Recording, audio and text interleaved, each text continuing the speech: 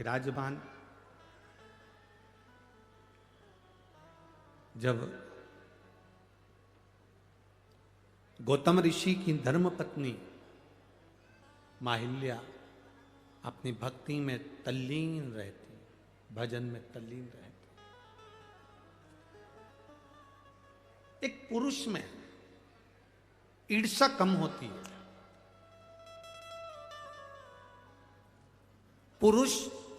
पुरुष से कम ईर्ष्या रखता है।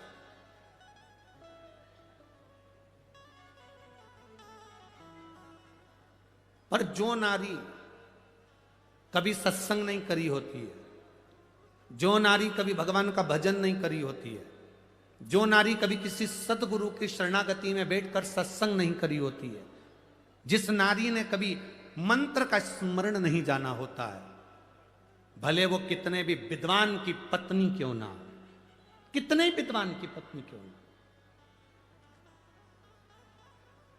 उसके अंदर ईर्ष्या भरा जाती है। वो कितने विद्वान की पत्नी क्यों ना। ये गोदावरी मैया के प्रागट्य की जो कथा है, गौतम बाबा की धर्म पत्नी भगवान की भक्ति में रमने वाली, भजन करने वाली, कीर्तन करने वाली, स्मरण करने वाली, किसी के दिखावे में नहीं पड़ती थी, दिन रात भगवान की भक्ति में डूबती थी। उन्हीं बाबा के आश्रम के नजदीक में बहुत सारे ब्राह्मण रहते थे, उन ब्राह्मणों की धर्म पत्नियां भी वहां रहती थी। ब्राह्मणों के मन में धर्म देखकर अहिल्या को या गौतम ऋषि को देखकर कोई ईर्ष्या नहीं थी, कोई ईर्ष्या नहीं। बहुत विद्वान भी अगर कोई है और उनकी धर्म पत्नी अगर है, अगर वो धर्म पत्नी सत्संग नहीं करती, कीर्तन नहीं करती, भगवान की भक्ति में नहीं डूबती, किसी गुरु की शरणागति में बैठकर सत्संग उसने नहीं करा होता, तो विद्वान से विद्वान अगर व्यक्ति भी कोई है तो उसकी पत्नी को किसी ना किसी से ईर्ष्या का भाव उत्पन्न हो ही जाता है। ईर्ष्या उत्पन्न होती है।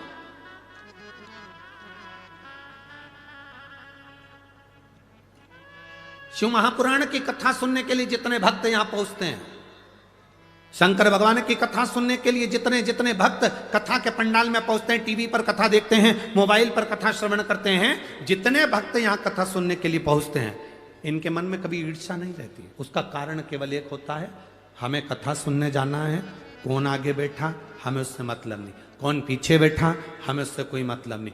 कथा शंकर भगवान की शिव महापुराण का जो श्रोता होता है उसके हृदय में ईर्ष्या नहीं होती। वो अपने साथ बैग के अंदर एक पन्नी लेकर चलता है, एक बिछाने की दरी लेकर चलता है, एक छाता लेकर चलता है, 2 पानी की बोलो जम के बोलो बॉटल लेकर चलता है। उसको मालूम है कथा का पंडाल सुबह 10 बजे, 11 बजे, 12 बजे तक पूरा फुल हो जाएगा, मुझे बैठने की जगह नहीं मिल सकती क्योंकि मैं लेट जा रही हूं। उसने अपने झोले के अंदर एक दरी रख ली, उसने अपने झोले के अंदर 2 पानी की बोतल रख ली, उसने अपने दरी के उसके झोले के अंदर एक छाता रख लिया। उसको मालूम है कि मैं कहीं पर भी बैठ जाऊंगी और मुझे ये शिव महापुराण की कथा जहां सुनने को मिलेगी। सियोर वाला महाराज कहता है, एकांतेश्वर महादेव जब कृपा करता है तो खूब करता है। अगर मुझे पंडाल में जगह नहीं मिली तो मैं कहीं एकांत में बैठकर महादेव की कथा का रसपान ग्रहण कर लूंगी, उसमें भी मुझे सुख का अनुभव हो जाए,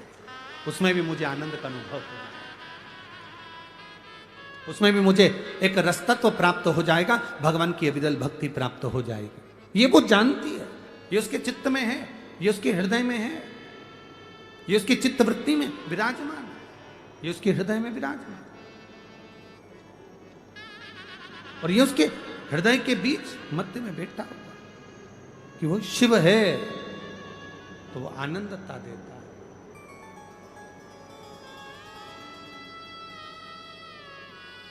सुख देता है, ईर्ष्या नहीं है। पर गौतम बाबा की धर्म पत्नी माता अहिल्या, सुबह उठना, बुआरी लगाना, रंगोली डाल देना, जल छोड़ देना, पूरे आनंद के साथ गौतम ऋषि जिस शिव भक्ति में लगे रहते थे, अहिल्या माता उनकी शंकर के पार्थिव शिवलिंग का निर्माण करने के लिए मट्टी को तैयार करती थी। इस पंचवटी भूमि का सबसे बड़ा प्रमाण है इस नासिक की धरा, गोदावरी की तट का सबसे बड़ा प्रमाण 2 है। यहाँ गौतम ऋषि की धर्म पत्नी माता हिल्या भी मिट्टी तैयार करती थीं, जिससे पार्थिव शिवलिंग का निर्माण होता था। और इस गोदावरी के तट पर, इस त्र्यंबक बाबा के तट पर, इस पंचवटी की पवित्र भूमि पर एक यमराज की धर्म पत्नी, एक यमराज की धर्म पत्नी जिसका नाम था धुमोरना, एक वो भी मिट्टी को एकत्रित करती थी और शिवलिंग का निर्माण करती थी। एक गौतम बाबा की धर्मपत्नी, एक यमराज की धर्मपत्नी, इनका नियम था शिवलिंग का निर्माण, पार्थिव शिवलिंग की मिट्टी तैयार करना और तैयार करके अपने पतियों को प्रदान करना। यमराज को स्वयं धुमोरना मिट्टी देती थी और पार्थिव शिवलिंग का निर्माण करते थे। आपके स्मरण में होगा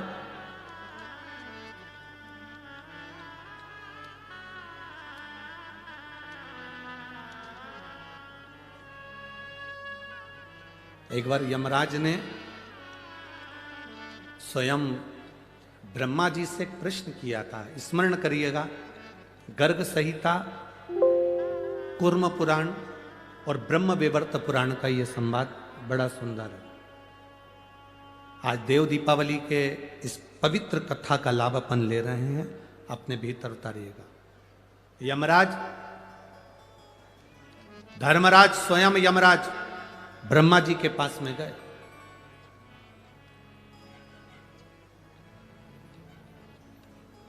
और यमराज ब्रह्मदेव के पास में जाकर ब्रह्मा जी के सम्मुख में खड़े हो गए। अब ब्रह्मा जी के सारे मुख नेत्र बंद थे, स्मरण नहीं आया ब्रह्मा जी को। माता वीणा वादनी ने आवाज लगाकर अपने स्वर में अपनी वीणा से कहा, ब्रह्मदेव दरवाजे पर यमराज आए हैं। ब्रह्मा जी ने अपने नेत्र खोले और ब्रह्मा जी ने जो नेत्र खोले तो सामने क्या देखते हैं कि यमराज खड़ा हुआ है।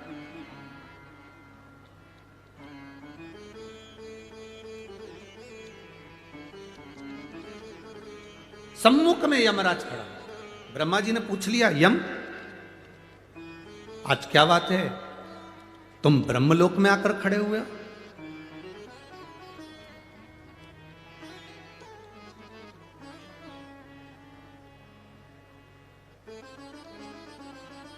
यमराज ने कहा, ब्रह्मा जी, मैं संसार के पापी जीवों को नरक का भोग भुगताता हूं। मैं मृत्यु लोक से आने वाले जितने जितने पापी जीव हैं इनको यम का, नरक का भोग भुगताता हूं। इन जीवों को जब नरक का भोग भुगताता हूंगा तो उसका थोड़ा ना थोड़ा दोष मुझे भी तो लगता होगा। ब्रह्मा जी ने कहा, आप तो पूरा निर्णय देने के बाद भोग भुगताते हो तो आपको पाप लगना ही नहीं चाहिए। परंतु यमराज ने कहा, नहीं, मेरी धर्म पत्नी धुमोरना कहती है, मेरी धर्म पत्नी धुमोरना ने कहा है कि अगर आप जीव को नरक का भोग भी भुगता रहे हो तो कुछ ना कुछ दोष तुम्हारी जिंदगी में लगेगा जरूर। मैं क्या करूं? ब्रह्मा जी ने कहा, इसका उत्तर तो मैं नहीं दे सकता, पर इसका उत्तर आपको भगवान नारायण दे सकते हैं। यमराज उसी समय पर ब्रह्मा जी को प्रणाम करे, यमराज के वहां से सीधे भगवान नारायण के पास पहुंच गए। नारायण के दरवाजे पर जैसी बैकुंठ में पहुंचे, माता लक्ष्मी नारायण के चरण दबा रही थी और यमराज ने आकर भगवान के चरणों को प्रणाम करा। जय जयकार हो प्रभु, श्रीमन नारायण, हर हर महादेव, प्रणाम।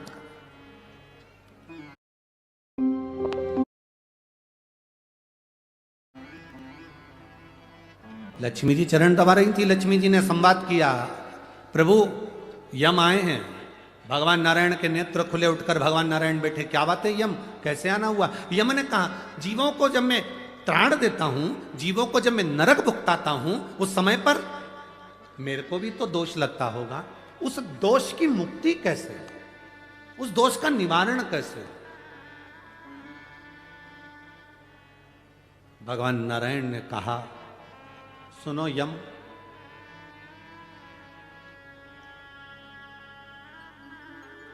गौतम ऋषि की धर्म पत्नी मां अहिल्या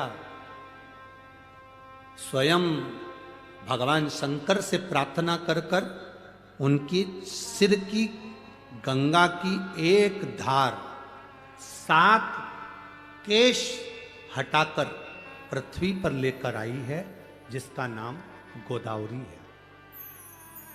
अगर यम भूल से भी एक बार उस भूमि पर स्वयं रामचरण रखेंगे, वो गोदावरी का तट सरल नहीं होगा।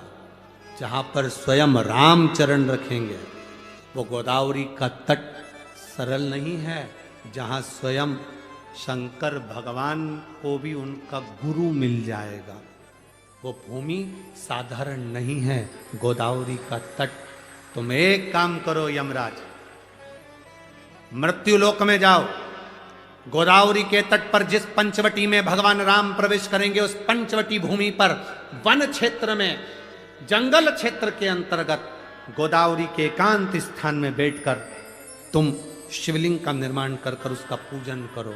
तुम्हारी जिंदगी में अगर कोई जीव का दोष भी होगा तो वो समाप्त हो जाएगा, कैसा भी दोष हो समाप्त हो जाता है।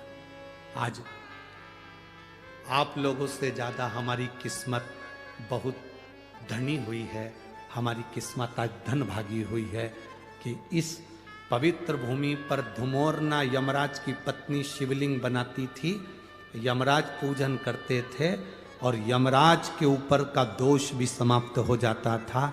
आज वो पवित्र भूमि पर शिव पुराण गाने का सौभाग्य मिला, सौभाग्य मिला है। और कितने किस्मत वाले होगे मेरे जीजियों, हे मेरी नासिक की जीजियों जीजाओं और मेरी बेटियों मेरे बेटाओं, कितने किस्मत वाले होगे, जरा अंदाजा लगा कर बैठना कि तुम्हारी किस्मत की सराहना नहीं है। दामोदर मास कार्तिक मास में इस गोदावरी के तट पर भले हम पार्थिव शिवलिंग का निर्माण करें ना करें, पर हम 5 दिन शंकर भगवान का शिवलिंग अपने दिल में कथा के माध्यम से बना रहे। बिठा ऊपर चढ़े तो आते से हमने वो नंदी को देखा, वो बैठा, तुमने देखा कि नहीं देखा? उसको देखते से याद आ गई, रे बाबा गजब करी तूने नंदी बाबा। शंकर भगवान पर ब्रह्मा जी की हत्या का दोष लगा था और नंदी तू बछड़े का रूप लाकर शंकर भगवान को इस गोदावरी पर लाकर छोड़ दिया था और ब्रह्म हत्या से मुक्त करा दिया था। इस नंदी ने बछड़े का रूप रखकर ब्रह्म हत्या से भगवान शिव को मुक्त करा दिया था। आज विचार करो, और नंदी वास एकांत में बैठा हुआ शिव महापुराण की ओर देखकर आप और हमको भी यही ज्ञान दे रहा है कि तुम सबको ना जाने कितने पाप से मुक्त कर दूंगा 5 दिन की इस कथा में। शिवाय नमस्तुभ्यम। हमने आज की शिव महापुराण कथा के कुछ महत्वपूर्ण बिंदुओं को यहाँ पर आपके सामने लाए हैं और गुरु जी ने आज की कथा में पार्थिव शिवलिंग का महत्व भी बताया है। तो हमसे आपके सामने इन अंकों को रखने में जो कुछ भी त्रुटि हुई हो उसको क्षमा प्रार्थी हैं हम। जय श्री बाबा महाकाल, जय कुबलेश्वर धाम।